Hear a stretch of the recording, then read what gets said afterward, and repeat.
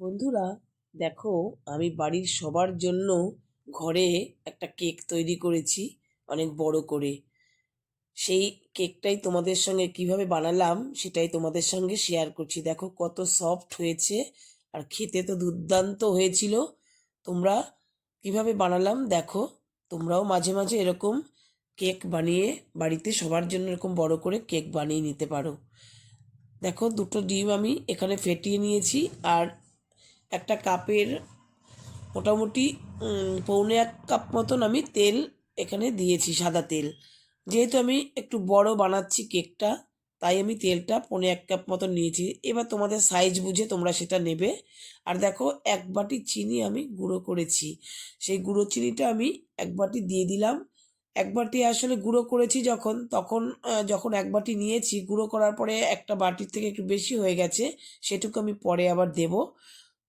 একটু নুন দিয়ে দিলাম, কারণ কেকের মধ্যে তো একটু নুন না দিলে মিষ্টিটা ঠিক ভালো বোঝা যায় না, পানসে পানসে লাগে।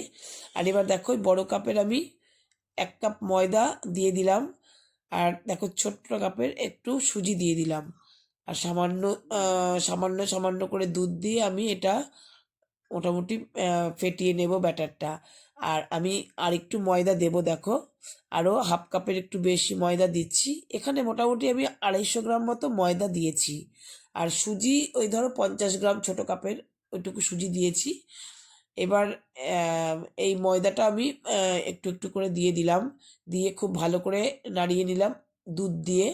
কারণ দুধের দিয়েই একটু ব্যাটারটা পাতলা করে নিতে হবে।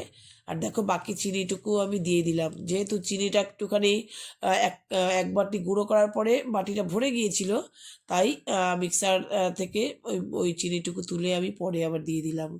এবার দেখো, মোটামুটি 1/2 কাপ মতন দুধ আমার লেগেছে। দুধটাও অল্প অল্প করে ঢেলে দিয়ে দিলাম, দিয়ে মিশিয়ে নিলাম, খুব ভালো করে নাড়িয়ে নিলাম। আর 1 চামচ ভ্যানিলা এসেন্স দিয়ে দিলাম। এটা তো দিতেই হবে, না হলে তো কেকের একটা যে ডিম দেওয়ার আস্তে গন্ধ, সেটাও লাগবে।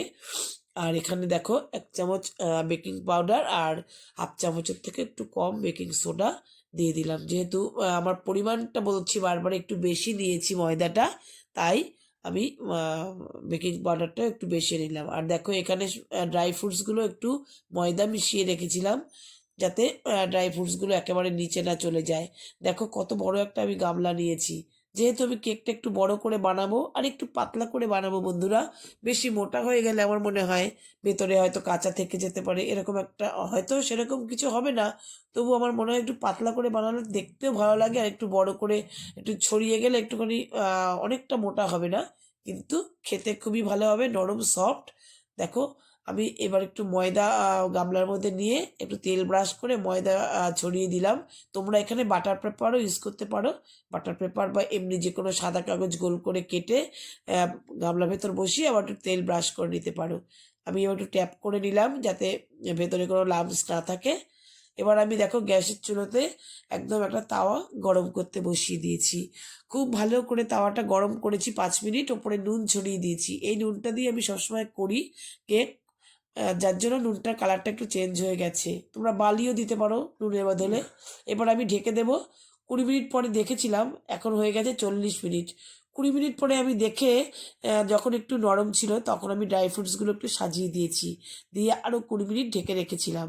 এখন দেখো, দেখাচ্ছি, একদম পারফেক্ট তৈরি হয়ে গেছে। দেখো, ছুরির মধ্যে কিচ্ছু লেগে নেই, তার মানে আমার কেকটা পুরো রেডি হয়ে গেছে। এবার আমি এই কেকটাকে গামলা থেকে ছুরির সাহায্যে সাইডগুলো একটু কেটে নিয়ে, দেখো, একটুও পুড়ে যায়নি, একটুও কিচ্ছু হয়নি। তোমরা দেখতে পাবে কেকটা কত সুন্দরভাবে তৈরি হয়েছে, কত সুন্দরভাবে উঠেছে। চাইলে তোমরা এভাবে বাড়িতে বানিয়ে দিতে পারো। বাড়ির সবার জন্য অনেকটা বড় করে কেক তৈরি হয়ে যাবে। দেখো কত সফট হয়েছে দেখতে। আমি এখানে কোকো পাউডার দেইনি বন্ধুরা, তোমরা কফি পাউডার বা কোকো পাউডার দিলে কালারটা আরও সুন্দর আসবে। আমার ভুলে গেছিলাম দিতে।